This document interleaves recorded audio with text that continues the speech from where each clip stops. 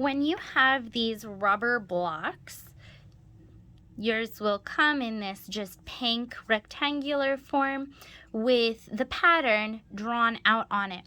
You're also going to get a carving tool. And please keep in mind, this is pretty sharp here at the edge. It's supposed to be able to gouge through this. So if you're gouging, do it away from your hand, because otherwise it could get pretty painful if you cut yourself.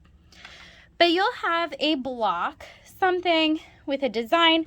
If you have the sunflower, you'll see that it has the pattern of the sunflower drawn out on it.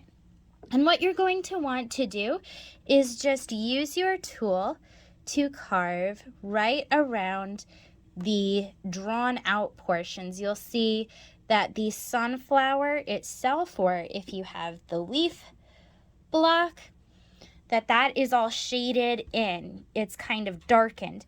And you'll want to carve out the lines of it.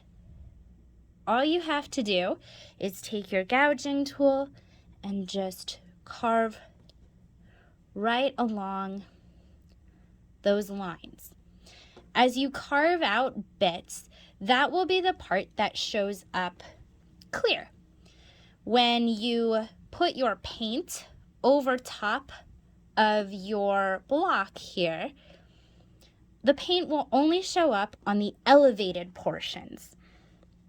So as you can see, whatever you don't carve out is those elevated portions, and that when you roll your ink over top is what will keep the color.